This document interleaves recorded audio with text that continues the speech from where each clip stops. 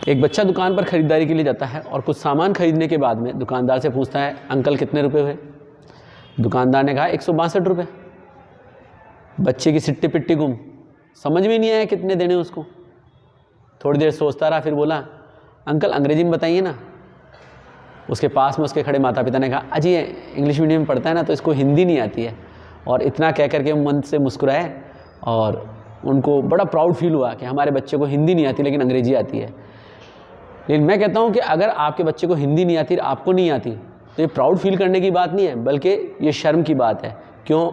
हिंदुस्तान में, भारत में रहते हैं और हिंदी हमारी मातृभाषा है।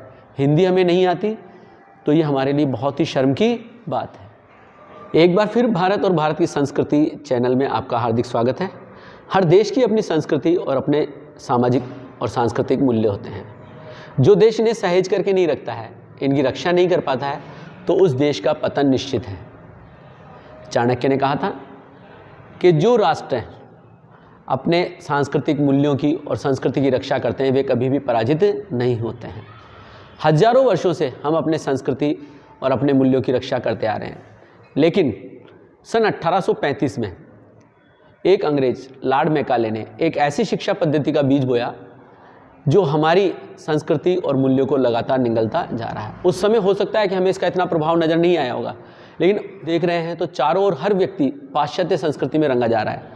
और ये जो पाश्चात्य संस्कृति है, हमारे संस्कृति, हमारे मूल्य, जो इस विश्व के सबसे पुराने मूल्य और सबसे पुरानी संस्कृति है, सनातन संस्कृति है, उसे निगलने को बिल्कुल आतुर खड़ी है।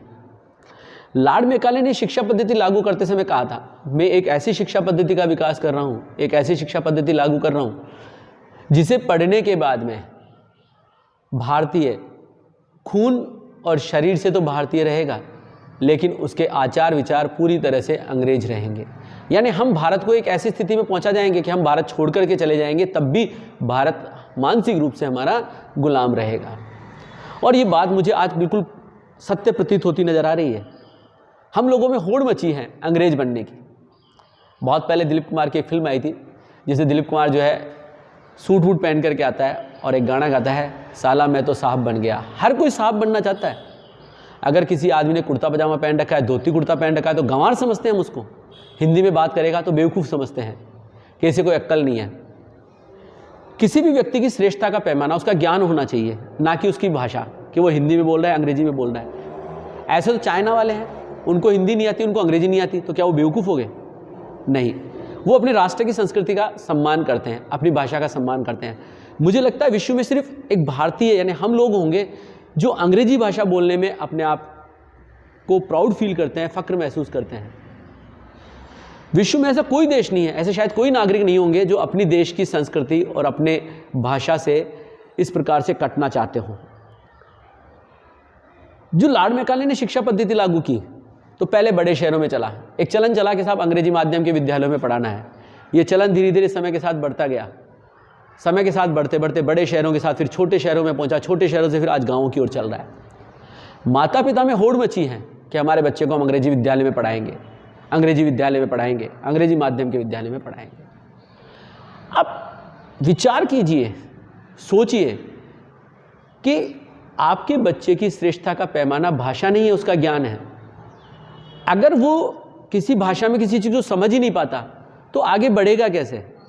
ये जो हीन भावना आपने भर रखी है अपने मन के अंदर कि अगर हम अंग्रेजी में नहीं पढ़ाएंगे तो हमारा समाज में स्टेटस क्या रह जाएगा, समाज के लोग क्या कहेंगे, क्या नहीं कहेंगे, ये सब व्यर्थ की बातें हैं।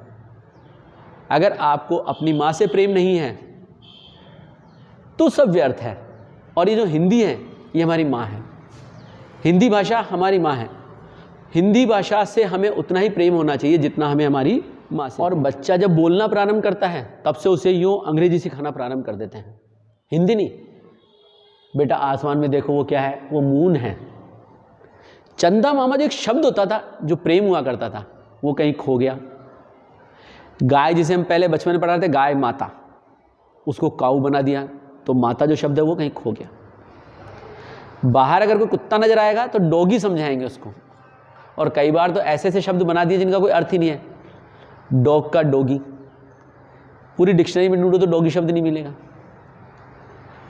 घर में जो माँ है वो माँ से मम्मी मॉम होते होते और कहीं शब्द पहुंच गया है। पापा जो है, पिताजी जो हुआ करते थे, पिताश्री, पिताजी से विकृत होते होते धीरे धीरे पॉप्सी पहुंच गया है। भाई, बड़ा भाई, दादा भाई, मोटा भाई, ये शब्द कहीं खो गए हैं और इनकी जगह नए शब्द ने ब्रो। बहन जिसे हम दीदी या जीजी कहते थे, वो आजकल सिस बन गई है। कहाँ जा रहे हैं हम? ना अंग्रेजी के ना हिंदी के, सारी भाषाओं की टांग तोड़ के रख दी है। देखा जाए तो ठेका ले रखा है हमने कि किसी भाषा को नहीं छोड़ेंगे, और ऐसे बोल करके बड़े गर्व महसूस करते हैं। ये कौन है? ये मेरा ब्रो है, ये मेरी सिस है। भाई सिस या तो सिस्टर बोलो या बहन बोलो, बहन बोलने में शर्म आती है। तो ऐसी शिक्षा किस काम की, या ऐसी भाषा किस काम की जिसका ना हाथ है ना पैर है। हिंदी की विशालता को समझिए आप। हिंदी में हर शब्द के लिए अनेकों शब्द भरे पड़े हैं। ऐसी विशालता आपको और किसी भाषा में नहीं मिलेगी।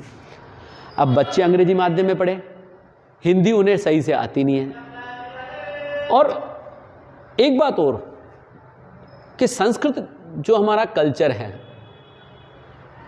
पूरी दुनिया की भाषाओं की जननी मान सकते हैं हम इसे। हमारे ग्रंथ संस्कृत में लिखे गए, हिंदी में अनुवाद किया गया और कई भाषाओं में लिखे गए। अब बच्चा पढ़ा अंग्रेजी माध्यम में, हिंदी उसे आती नहीं है, संस्कृत तो दूर की बात है। अब ये भी देखिए, अंग्रेजी जो विदेशी भाषा है उसे हम नर्सरी से पढ़ाते हैं, और हमारी जो मूल भाषा है, जहाँ हमारी जड़ें हैं संस्कृत, उसको हम 6ठी कक्षा से पढ़ाना प्रारंभ करते हैं। और कई राज्यों में तो पढ़ाते ही नहीं है। एक थर्ड लैंग्वेज बना दिया है। जो हमारा अपना है वो थर्ड, मदर फादर के बाद में, और जो पराए हैं उनको हमने पहले अपना लिया है। और थर्ड लैंग्वेज 6ठी 7वीं 8वीं तक आती है, और कई स्कूलों में 9वीं में आते दम तोड़ देती है। हिंदी बच्चे को सही से नहीं आती, संस्कृत का तो कह के ढंग से आता ही नहीं है। जो भाषा उसे आती नहीं तो उसकी पुस्तकें किस प्रकार से पढ़ेगा? जब उसे हिंदी सही से नहीं आती, संस्कृत सीखी नहीं है प्राप्त तरीके से, क्यों? कैसा हमारा तो थर्ड लैंग्वेज है। थर्ड लैंग्वेज मैंने तो फ्रेंच ले रखी है, मैंने तो जापानी ले रखी है, तो संस्कृत आती नहीं। नतीजा, जो भाषा नहीं आती उसकी पुस्तकें वो कतई नहीं पढ़ सकता। जब पढ़ नहीं सकता तो क्या वो रामायण पढ़ सकता है? नहीं। रामचरितमानस का अध्ययन कर सकता है? नहीं। महाभारत पढ़ सकता है? नहीं। गीता पढ़ सकता है? नहीं। तो उसे क्या पता है इन हमारे धर्म ग्रंथों में क्या लिखा हुआ है?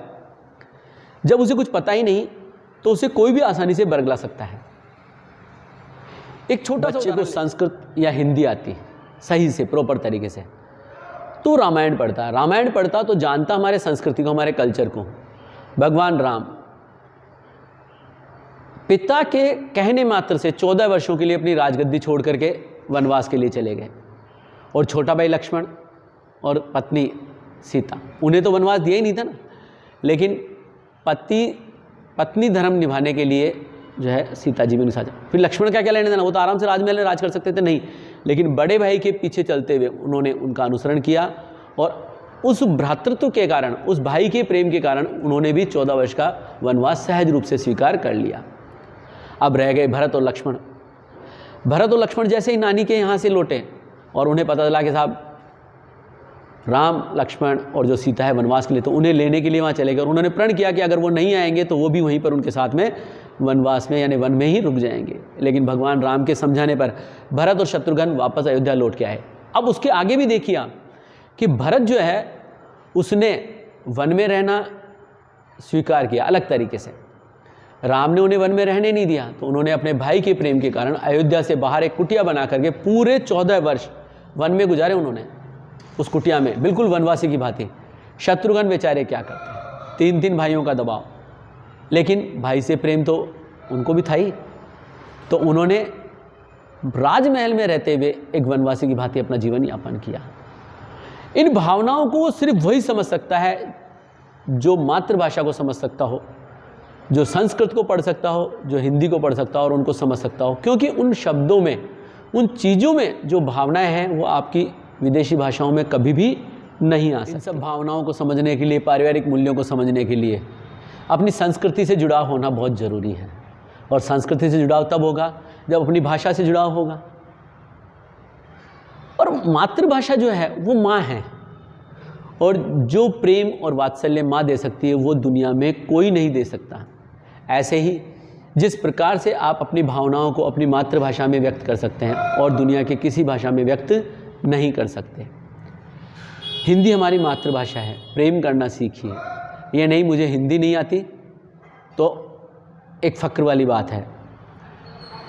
अंग्रेजी मीडियम में पढ़े हुए बच्चे अगर हिंदी और संस्कृत नहीं जानते हैं तो सीधी सी बात है, वो हिंदी और संस्कृत की किताबें छोड़ करके अंग्रेजी के उपन्यास पढ़ेंगे, अंग्रेजी के टीवी सीरियल देखेंगे, अंग्रेजी की फिल्में देखेंगे और जब वो देखेंगे तो उसी को आत्मसात करेंगे।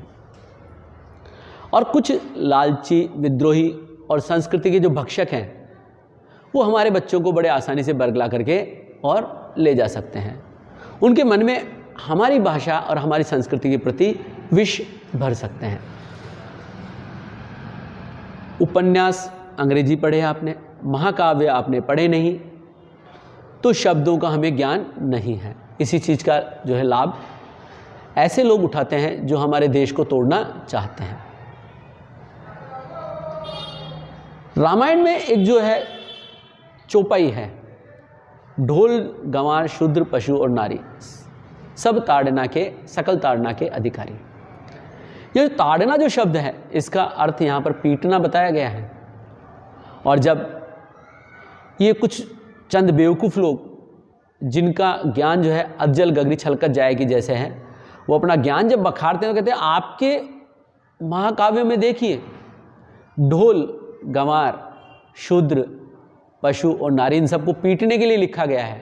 अरे बेवकूफ़ों, उस ताड़ना शब्द के अर्थ को समझिए। समझ क्यों नहीं पा रहे? क्योंकि हमने अपनी भाषा को समझा ही नहीं। जब आप अपनी भाषा को नहीं समझते तो उसमें लिखी हुई चीज़ों को कैसे समझोगे? अगर कोई बच्चा अपनी माँ से 20-25 साल दूर रहता है तो माँ की भावनाओं को क्या समझेगा? जब माँ की भावनाओं को नहीं समझेगा तो उस पर चेहरे पर आने वाले एक्सप्रेशंस को कैसे समझेगा? वो कतई नहीं समझ सकता कि माँ क्या कहना चाहती है। अगर माँ उसके लिए एक टिफ़िन में पैक करके रोटी दे तो उसे लगेगा अरे माँ ठंडी रोटी है, मैं नहीं खाऊंगा। ये है कुछ इसी प्रकार की हालत हम लोगों की है कि शब्दों को, चीज़ों को हम समझते नहीं हैं और बिल्कुल पाश्चात्य संस्कृति का अनुगमन करने में लगे हुए हैं, उसके पीछे चलने में लगे हुए हैं, उसका अनुसरण करने में लगे हुए हैं। अगर इसी प्रकार से चलता रहा तो वो समय दूर नहीं है जब हमारे संस्कृति और हमारे मूल्य नष्ट हो जाएंगे और भारत जिसकी परंपराएं बड़ी ही गौरवशाली है वो समाप्त हो जाएगी। और जो काम अंग्रेज यहाँ 200 साल रह कर के नहीं कर सके वो 200 साल बाद हो जाएगा।